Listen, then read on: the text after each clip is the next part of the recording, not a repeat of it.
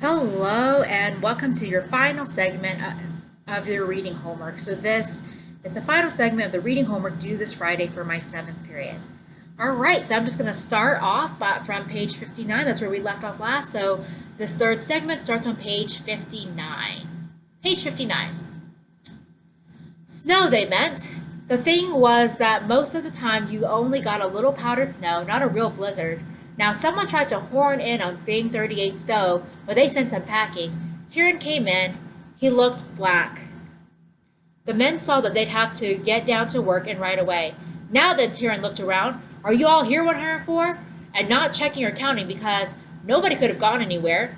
He started giving them their working orders in a hurry. He sent the two Estonians and Klefshin and Kopchik to get the big cement mixer from nearby and take it to the power plant. It was clear from this that the gang was being put on the unfinished power plant that they'd stopped work on in the autumn. He sent two others to the tool shop where Pavel was getting the tools. He told four others to clear the snow from around the plant by the entrance to the generator room and inside it and from the ladders. He told another two to get the coal stove going there and to pinch some boards and chop them up. One man was to take cement there on a small sledge, two were to carry water, two had to bring sand, and another had to clear the snow off the sand and break it up with a crowbar. After all this, only two of them, Shukov and Gilgas, the best workers in the gang, still hadn't gotten their orders. The boss called them over and said, Now, boys, he wasn't any older than them, but he had this way of calling people boys. After the meal break, you'll lay bricks on the second story where Gang 6 left off the job last fall. But now I want you to cover up the windows in the generator room. There are three big windows there, and the first thing is to board them up with something. I'll send some others along to help, but start thinking what you're gonna do with it. We'll use the generator room for mixing the mortar and warming up. If we don't manage to keep it warm, we'll freeze like stray dogs. Get it? He might have said something else, but Kopchik ran up to him. He was a kid of about 16 with rosy cheeks and complained that another gang wouldn't give them the cement mixer and were fighting over it, so Tyrion went there. Never mind how hard it was to begin the workday in such freezing cold. The thing was to get over the beginning. That was the important part. Shukov and Kilgaz glanced at each other. They'd often worked together, and they looked up to each other because they were both skilled men. Shukov was a carpenter, and Kilgaz was a bricklayer. It wasn't easy to find anything in the snow to board up those windows with, but Kilgaz said, Ivan, I know a spot near those prefabs where there's a big roll of roofing felt. Hid it there myself. Let's go. Kilgaz was a Latvian, but spoke Russian like a Russian. There was a village of old believers near where he came from, and he learned it when he was small. He'd been in the camps only 2 years, but he knew his way around, and he also knew that if you didn't help yourself, nobody else would. Kilgaz and Shukov had the same name, and they called each other Ivan. They decided to get the roofing felt, but first Shukov ran off to get his trowel from the half-finished repair shops. A trowel is a great help to a bricklayer when it's light and fits his hand. But on every working site, it's a rule that at night you hand in all the tools they gave you in the morning, and it's a matter of luck what tool you get the next day. But Shukov once managed to pull a fast one on the fellow in the tool shop and kept the best trowel for himself. Now he hid it in a different place every night and got it in the mornings if he was going to do any bricklaying. Of course, if they'd sent Gang 104 to the Socialist Community Development today, he wouldn't have been able to get it. But now he rolled away a small stone and stuck his fingers in a crack. There it was. He pulled it out.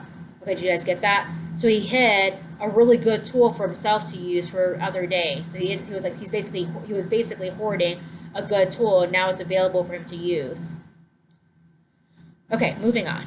Shukov and Kilgaz left the repair shops and went over to the prefabs. There was a cloud of steam from their breath.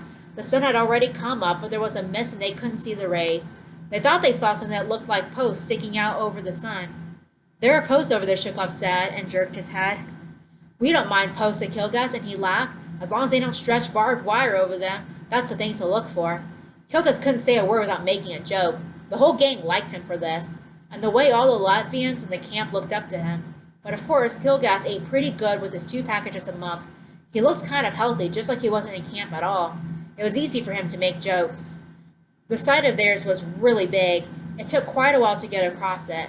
On their way, they ran into some of the boys from Gang 82 who had been put on the digging up holes again. They didn't want very big holes, only a few feet deep. But the ground here was like stone, even in summer, and now it was frozen stiff and it was impossible to dig. Hit it with a pick and it just skidded off. All you got was sparks, no earth at all. The fellows stood there by their holes and just looked around. There was nowhere to get warm, and they couldn't leave. So they went at it again with their picks. That was the only way to keep warm. Shukov saw someone he knew among them, a fellow from Vatka, and gave him a piece of advice. Listen, fellows, why don't you start a fire over these holes to thaw out the ground? They won't let us, the man from Vatka sighed. They won't give us any wood. You should just find some. But Kilgas spat. Now tell me, Ivan, if our bosses had any sense, would they send people out to hack the ground with picks in cold weather like this? He swore under his breath a couple times and said nothing more. You couldn't talk much in this sort of cold. They went on till they came to the place where the prefab panels were buried under the snow. Shukov liked working with Kilgas. The only bad thing about him was that he didn't smoke and he never got any tobacco in his packages. Kilgas really kept his eyes open. They picked up a board and then another, and there was a roll of roofing felt. They took it out, but how could they carry it? It doesn't matter about being seen from a watchtower. The guards only worried about people running away. That was their only concern. But inside, you could chop up all the panels for firewood for all they cared, and if a camp boarder ran into you, that didn't matter either. They were always on the lookout themselves for something that might come in handy, and the men couldn't care less either, nor could the gang bosses. The only people who worried were the chief work supervisor, who wasn't a prisoner, and Dare the foreman, who was, and that beanpole Shukropotenko was no one in particular, just an ordinary prisoner, but he was paid for guarding the prefabs and stopping the prisoners from pinching them. It was this Shukropotenko who was most likely to catch them. Look, Ivan, we can't carry it lengthways, Shukov said. Let's carry it upright with our arms around it and take it slow. We'll screen it with our bodies, and he won't see what we've got. This was a good idea of Shukov's. The roll was clumsy to carry, so they didn't pick it up, but squeezed it between themselves like a third man and started off. All you could see from the side was two men walking close together. If the work supervisor sees this on the windows later on, he'll guess what happened anyway, Shukov said. What's that got to do with us? Kilgas asked. We could say it was already there when we came to the power plant. They're not going to tell us to pull it down. That was true enough. His fingers were numb in his mittens. He couldn't feel them at all, and the cold had gotten into his left boot. Your boots were the main thing. His hands would warm up at work. They walked out over the untouched snow and came out on a sledge track that ran from the tool shop to the power plant. This meant they must have taken the cement there already. The power plant was on a rise, and it was right at the edge of the compound. No one had been in the power plant for a long time, and the snow all around it was unmarked, so the sledge track, the new path, and the deep footprints stood out more clearly and showed the men had gone that way, and they were already clearing the snow with wooden shovels near the power plant and clearing a path for a truck. It would be good if the hoist was working, but the motor had burned out and it looked like it hadn't been fixed, which meant they'd once more have to carry everything up to the second story themselves, the mortar and the bricks. The power plant had been there for 2 months like a gray skeleton in the snow, but now Gang 104 had come, and what kept them going? Their empty bellies were held in by the rope belts. The cold was fierce, there was no shelter and no fire, but they'd come and so life began again. The cement mixer was right there by the entrance to the generator room, but it had come apart. It was really rickety, and Shukov didn't think they'd get it in one piece.